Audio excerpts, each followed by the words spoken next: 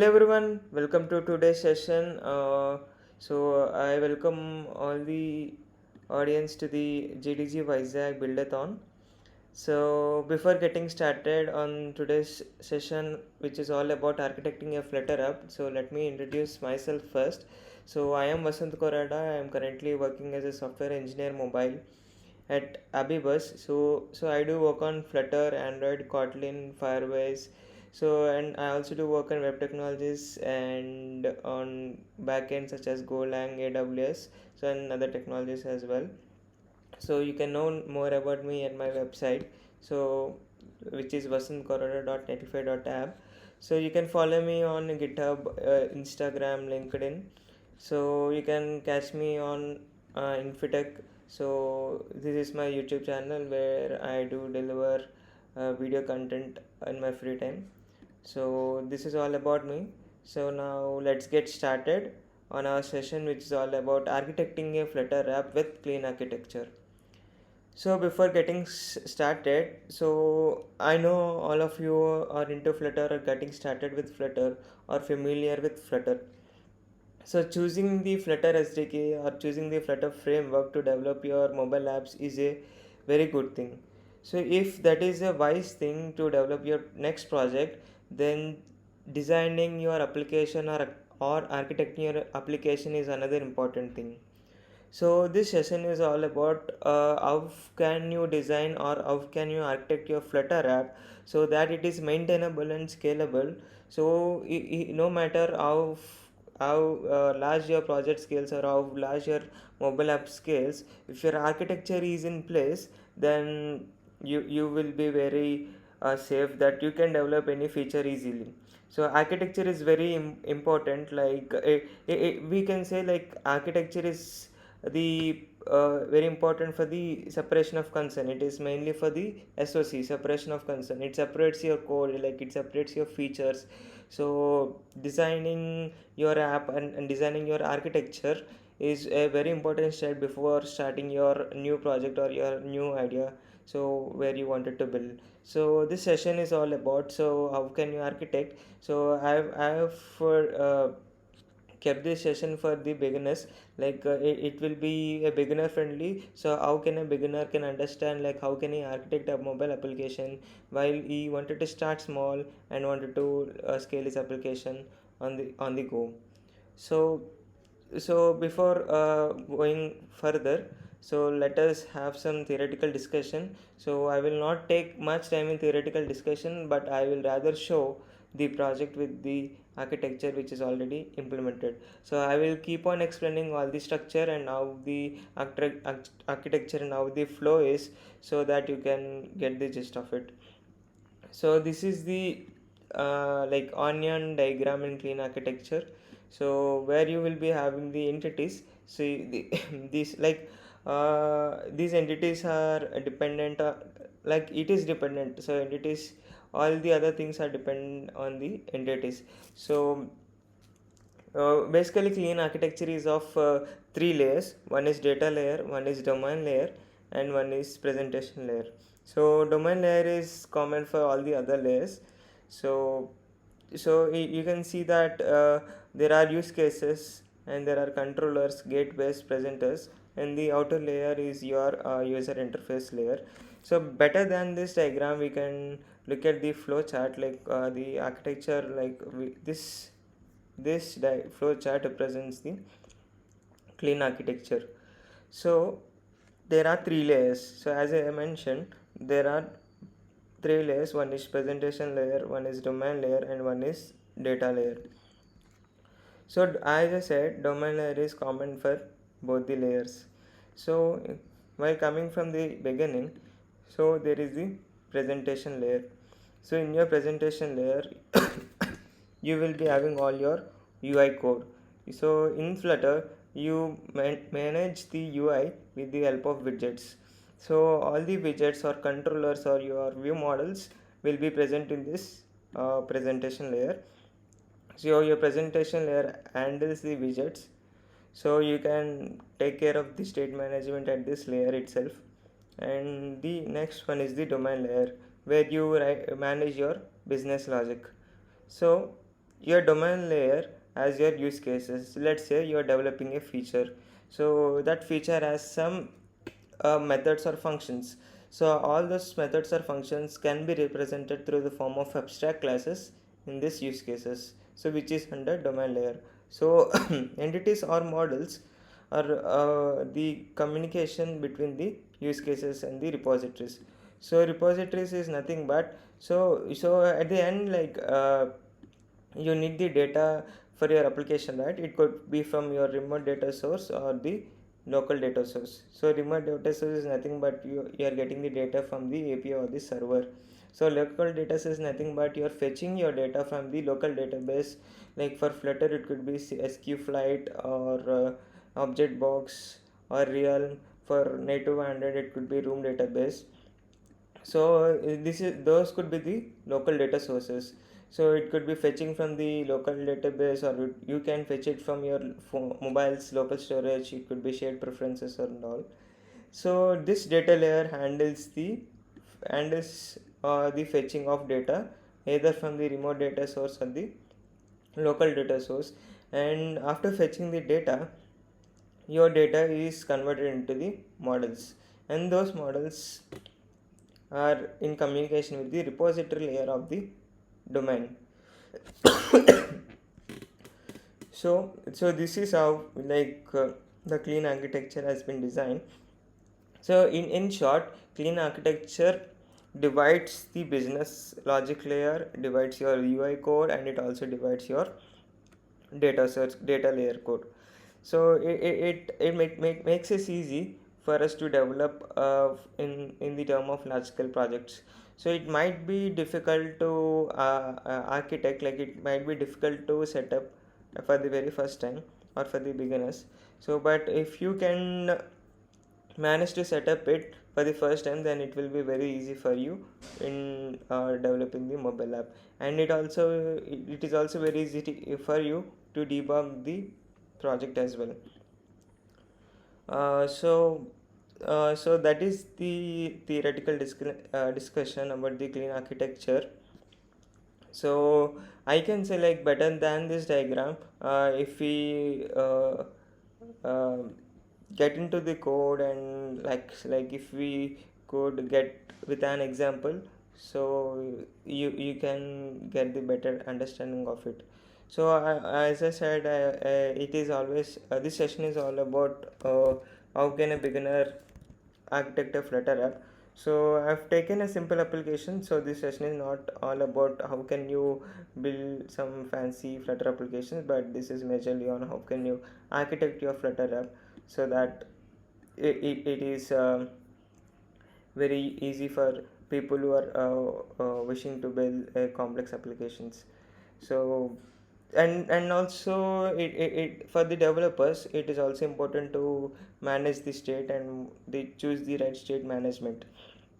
So the separation of concern is the one thing that a developer should keep in mind, so that it becomes easy while scaling up your projects. So yes, let's look at the sample project which I have designed and architected for you. So on the screen you can see the number trivia app. So this is a basic application with a single API call. So but as I wanted to make it simple and clean, I've took only single page application. So on the screen you can see click on get trivia button and wait. So I'm going to click on get trivia. So you will be getting a random fact, which is the API call happening beyond the scene. So this is the random fact which we are getting from the API. And when you click on the button again, you will be getting the another fact as well. And also, let's say you do not have the internet. So I'm switching off the Wi-Fi, and if you click on get trivia, you can see that internet is not available. So we are also going to handle that case as well. And if you turn back on the internet, you can see that your facts are coming back. So I will show you how can we architect a Flutter app, so that you can take this session as an example for your architecture. while designing your next mobile application in Flutter. So now let's look at the project structure. uh,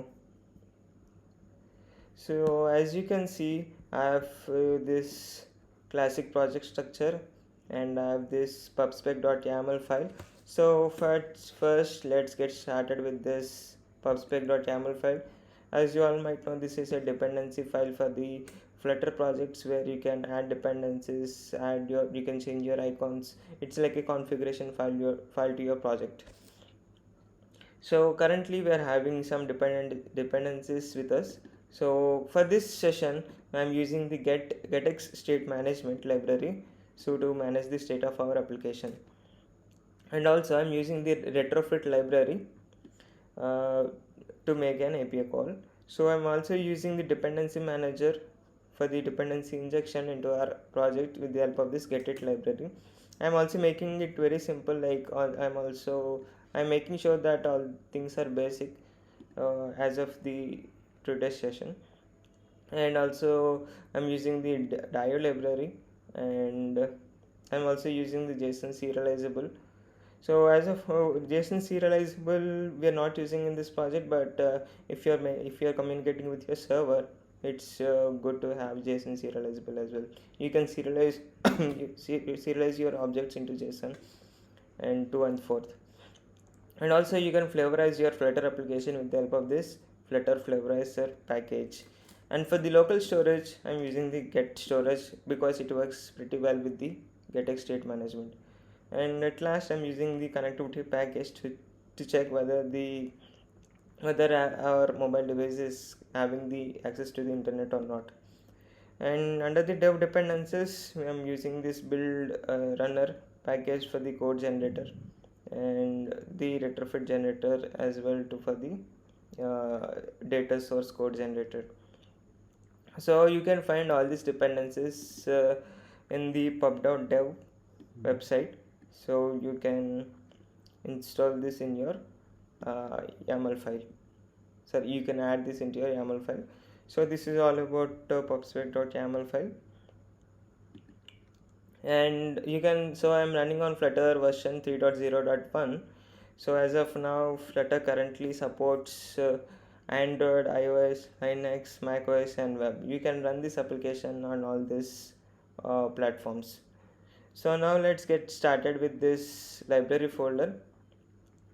So now as you can see, we are having this project structure. So you can see our application is having a number trivia feature. So our application is having only one feature as of now. So remember that our application supports the number trivia feature. So first we are having our main.dart file as usual. So I'm having a simple material app widget. You can use get material app. So this is a get specific thing, get specific thing. So I'm also, as you can see, I have said that you can flavorize your Flutter app with that Flutter flavorizer package. So you can write your flavors, like it could be demo, sandbox, production, staging, or like something like that. So according to the flavor you can customize your project. So as of now we are having the two flavors, demo and prod. So I'm setting the flavor to demo currently, and I'm also using dependency injection. So this is coming from get init package. So all the dependencies to the project are in this injected.dart file. So if you can inject this file into any of your controllers, then you can get the access of all these things. So I will, so this is coming with the help of this get it package. So there is this function called init, so where you can, so I will tell you what I am doing. So in this init method, we are taking this method and injecting it here, like in the main method itself. So firstly, I'm adding the dio interceptor. So this dio interceptor is nothing but the logging interceptor, like what should happen like when you are making an API call. So you can have the control on with you with the help of this interceptors, dio interceptors. So you can go to the pub.dev. So you can search for dio. So basically this is an HTTP client. So one second. So basically this is an HTTP client. We used to make the API calls and network calls. So here you can go ahead and read the documentation, what all DIA is, what it all offers to us. So I've gone through the documentation and added an interceptor. So it handles, like, you can add your logging interceptor to your DIO, because while when any network call is happening, all the logs will be printed on your terminal. So if you add this interceptor wrapper, you can handle the on request callbacks, on response callback, on what should you do when your API call fails. So you can handle that in this on error callback. So this there could be many kinds of interceptors, but yeah, you can add whatever you like, right? You can do it in this way. You can add with the help of this add method. So you can go ahead to the documentation, find the particular interceptor which you need. And so the most helpful one is the logging interceptor. So I do use it regularly. And also you can register your singleton classes in this method with the help of the getit thing. So I'm registering my class as a singleton with the help of like I'm registering the app config. So this is the app config. So it is going to have the base URL thing. So I will come to this later, but I'm just telling that I'm registering this app config. So depending upon the type of flavor we are setting, like whether our configuration is demo or whether our configuration is production. So this flavor we are getting from this init method. So we are using this flavor. So using this flavor, we are checking whether it's demo or prod. Accordingly, we are setting it as config demo or config prod. If you go to config demo, you can see that it implements the app config class. So this app config class has only one thing, base URL, but here you can add other variables as well. Let's say you are using Google Maps in your application. You can write something like string get Google Maps key. So here you can, so there might be two different keys. One could be for demo environment and one could be production environment. So you don't want to use a production key in your demo environment, right? So you can add your Google Maps key, or it could be your notifications key, or it could be your analytics key like Clever Tap and all. So you can add your config keys or config related variables here, and you can implement this class in your demo config demo class or your config production class. So you can see that your config production or demo config implements the app config class and here you can sorry and here you can like here you can define your base URL label, which is coming from the app config. Basically you're overriding it. So you can set your base variable according to your demo. It could be demo.numbers.api.com, but not in our case. And in the production it could be the actual production URL. So that's how you can inject, like what type of configuration your application should start with. So this is about registering the app config, and uh, also I am registering this network info class. This network info class this is an abstract class which is having one variable is connected, which is of type boolean, which returns a feature. So I have implemented this network info. I have implemented this is connected with this method is connected to internet. Yeah, as you can see, we have a package called connectivity. With the help of that connectivity package, we are going to check whether we are having the internet connection or not. So if we are having the internet connection, we are returning true. So this is connected variable will be having true. And if we do not have any other connection, if we do not have mobile or Wi-Fi, then we are returning false, so that we can know that our mobile device is not having the internet connection. So that is what this network info class is all about. And and I think most of you are familiar with shared preferences or your local storage. So since we are using getx state management, so I'm using the get storage. So in the future, so the advantage of this architecture is that let's say that get storage has been deprecated, then you can simply replace this get storage with other type of storage. Like in the future there is something like new storage, there is something like x storage. So here you can replace that here, and you can pass it all to your data or domain layers. So so this is like I'm registering this get storage class in our injector.dot file. And at last, so as I said that our application, like in this case, so we are getting this data from some x server. So the your server is your data source. So data source could be two types, whether it could be a local data source where coming from your local database, or it could be a remote data source. So remote data source is nothing but which is coming from your server. So I've written, in our case in this application there is no local data source but only remote data source which is coming from the server. So I've just registered our data source class. So remember, data source class is nothing but which gets the data from the server, which gets this fact on the screen from the server. So this data source class or file is responsible to fetch this data. So as the name itself says that I am the source for your data. So for this data source we are passing in the dio, we are passing it in the base URL according to the configuration, whether it could be demo or prod. So but it's okay if you don't get all of these things. You will get to understand why we have written this while I get deeper into the other files. So this is all about injector. So this init method is nothing but your injector thing. So and my I'm sorry, I'm having this my app class which is basically a stateless widget, and this is having this number trivia home class. So now let's get started.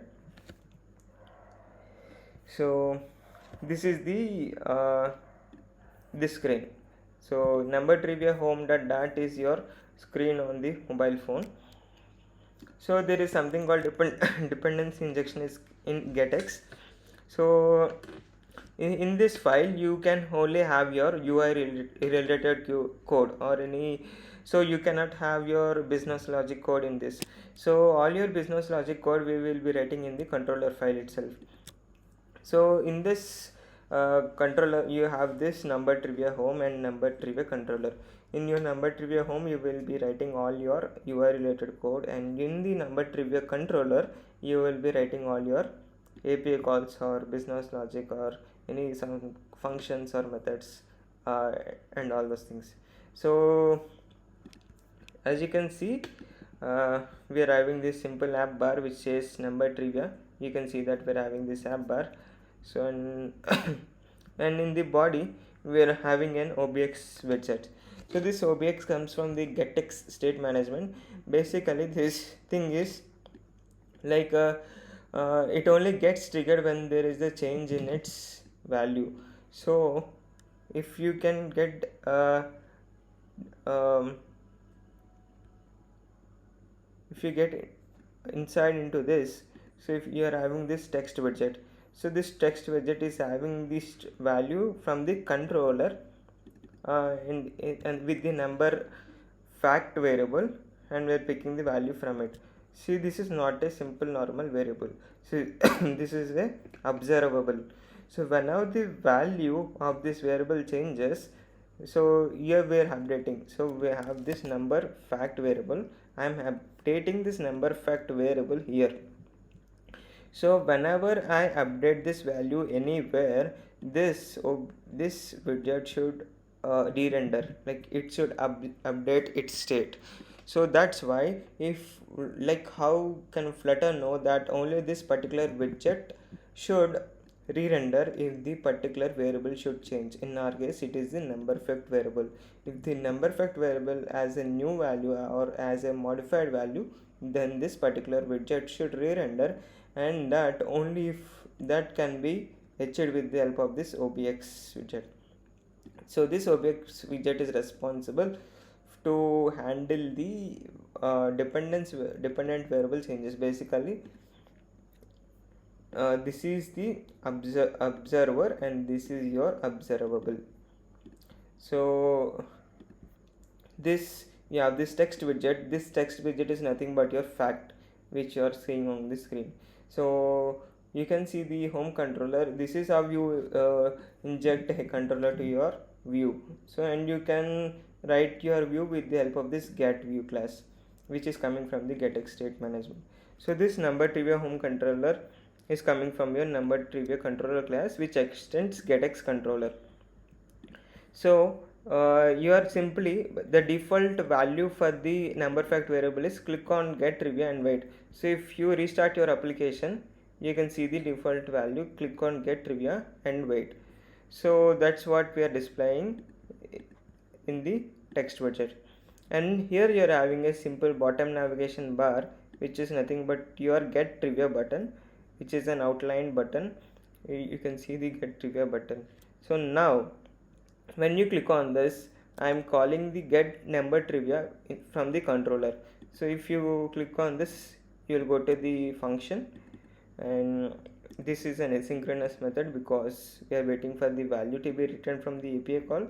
So this get random trivia function is responsible to fetch the random fact from the API and show it to the screen, which is nothing but we are updating this number fact variable. So before going further, so we are having this numbers API where so you can see numbers api.com/random/trivia. So we are using this API to fetch the random fact. If you click on this, you can see the random fact is being generated. So this is what we are using. So as I said, a clean architecture is all about presentation layer, data layer and domain layer. So now let's look into it. So we categorize our entire project into features. So in our case, we are having only the number trivia feature. So now let's start with this. I have created this features folder, and one of our feature is number trivia. Sorry, random trivia or number trivia. So here you can see all the trivia is all about numbers. So our feature could be random or number trivia. As I said, the clean architecture is all about presentation layer, data layer and domain layer. So if you go to the presentation layer, you are having two folders. One is screens and one is controllers. In the screens, you will be having all your UI related files. As I have already shown you that this number trivia home is only UI written code and that is present in the screens. And this number trivia home is dependent on the number trivia controller. So all this controller is in the controllers files. So no matter how many view files or how many screens you have, you can handle it in the screens folder, and all your controllers which are responsible to the screens files are in the controllers folder. In our case, there is only one screen which is the number trivia home, and there is only one controller which is dependent on the home screen, and that is in the controller file. I've already explained you what this number trivia home does and what this number trivia controller does. So we are doing nothing. So on click on the get trivia button, which is this button, we are calling this method which is present in our controller. So this is the get number trivia. This get number trivia, we will be calling the number trivia from the repository. So I will get over there, don't worry. So this is all about presentation. So you are done with presentation and we are only left with data and domain layers. So as I said, domain layer is common for both the data and presentation layer. It is dependent for both data and presentation layer. If you come to domain layer, we have three things: models, repositories and use cases. So use cases is nothing but you are sorry, we are having this screen, like in our case we are having only get random trivia, but if you come to this API, you're having random trivia, random year, random date, and random math. So there are four use cases for our feature. So all these four use cases, you can represent it in the form of an abstract class and place it in these use cases. Since we are having only one thing in our case, so I'm just showing you that you can manage your use cases over here. And also the repository so here the repository comes in. And in the model class, so let's say you're making a request to an API. You need to send some request data, so that you will be sending to the form of a model class, right? So all your model classes you will be placing in this folder. And now comes the main thing, which is the repository. In our case, there is only one feature, so that's why I'm calling it as number trivia repository. So which is which is having, I'm sorry, which is having only get a random trivia method. So so this is the repository. This is because this is an abstract class, so all these implementations will be in the data layer, because data layer is something which is responsible to fetch the data. Like domain layer is something but like an abstract layer, it is like an uh, layer which shows all the things, like it shows in the top level, but data layer is something which is which deals the inner things. So this, if you open this repository, and you can see these are the methods, or these are the features that your feature has, or you can also manage with the use cases as well. So this is the domain layer. So now at last we are having the data layer. So as I said, if you can look at this diagram,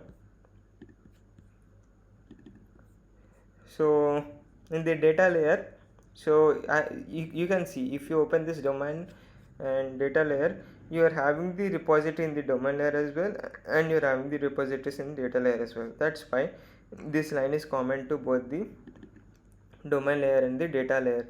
So in the data layer there are data sources and repositories. So that's what we did, data source and repositories. And the data source can be of two types, remote data source and local data source. Since I don't want to make this session a bit complicated, as so currently we are having only remote data source with us. So if you go to repositories, and this is the implementation class for our abstract class, which is in the domain layer.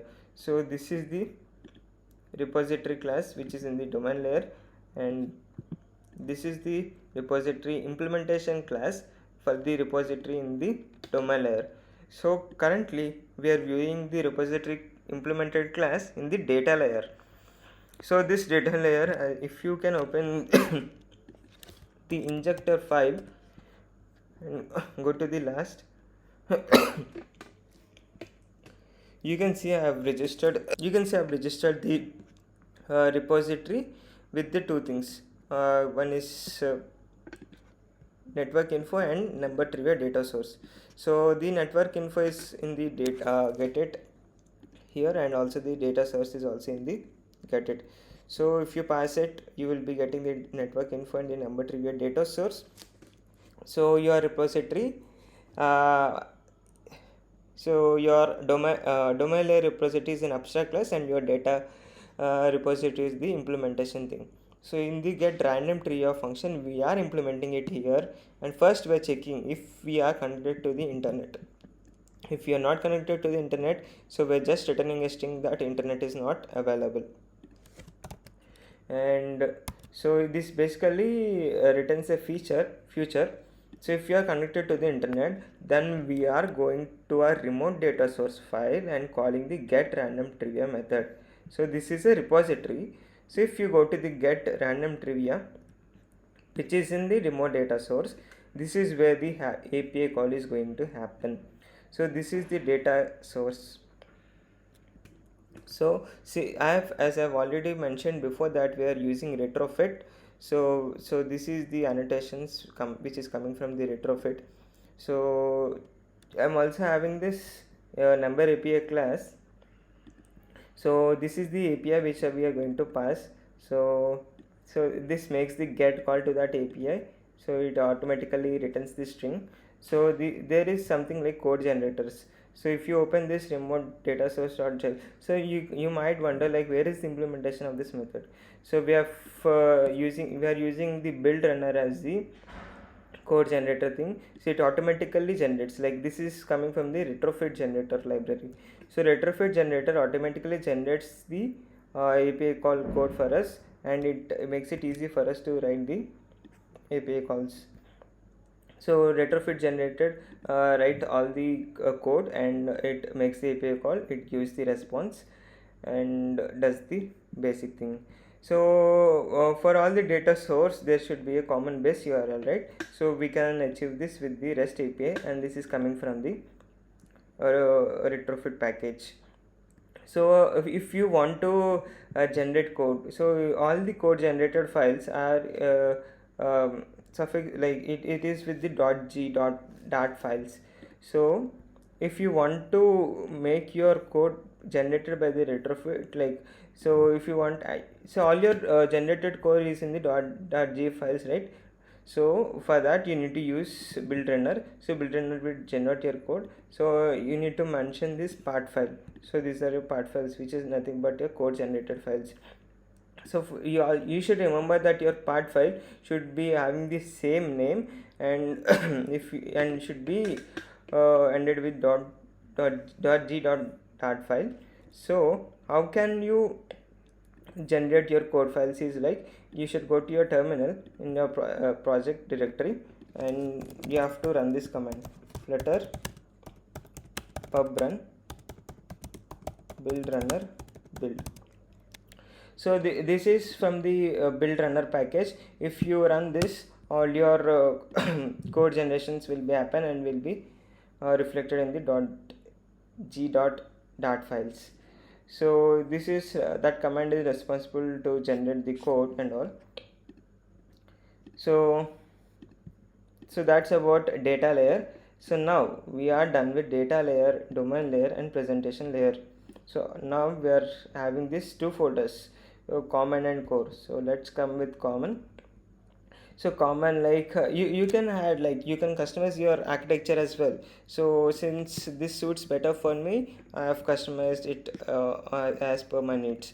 Since this common folder is having three folders: config, theme, and util. So your config folder is having your app config. I've already discussed about this in the beginning of this session. So your app config will be having all your keys, like base URL, like Google Maps keys, and like it could be Firebase keys or your database URLs, something like that. So, and your app config can be of two types. It could be of demo configuration, it could be a sandbox, or it could be a production. So those you can customize with an you can write it as an abstract class, and then you can use it as a config demo. You can implement your app config class, and you can write your own subclasses, like it could be a config demo and config pro. So that's all about config. And you're having something like theme. So you're having this app underscore theme dot file. You can write your app themes. You can write n number of themes here, and you can go to the main dot file. So this is the best representation of separation of concern. Like you are separating your business logic layer, you're separating your presentation layer, and you're also separating your data layer. So as you can see, the theme in our material app is having this app theme variable. So if you click on this app theme, we are fetching that app theme from the app underscore theme dot file.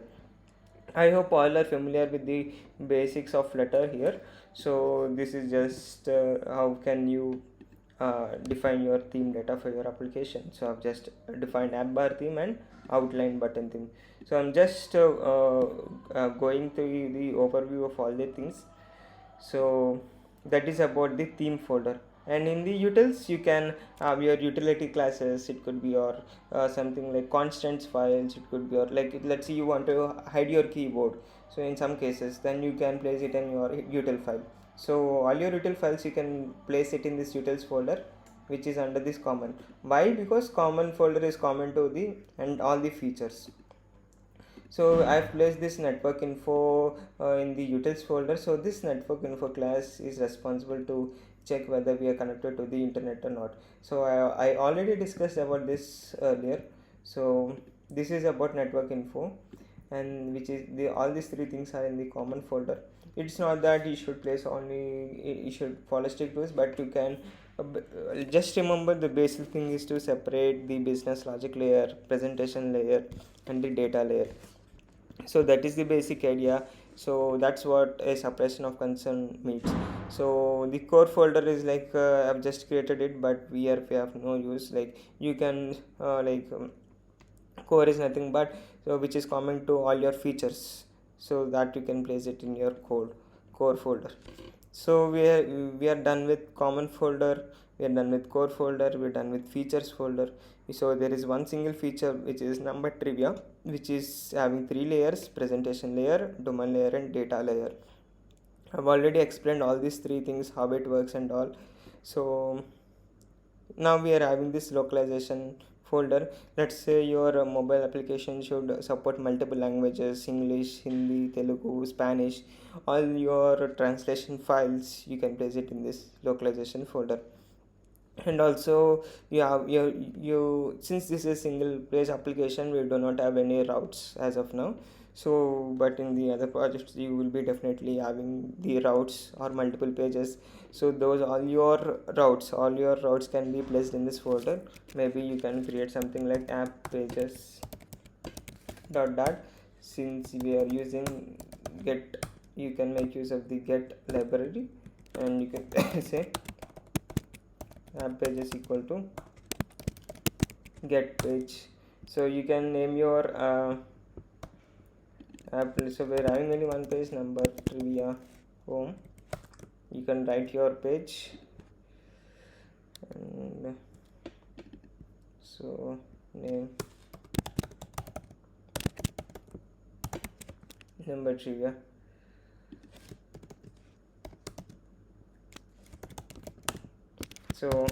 So this is how you can manage all your routes in this folder. So you can do something like app.pages, app underscore pages dot dot.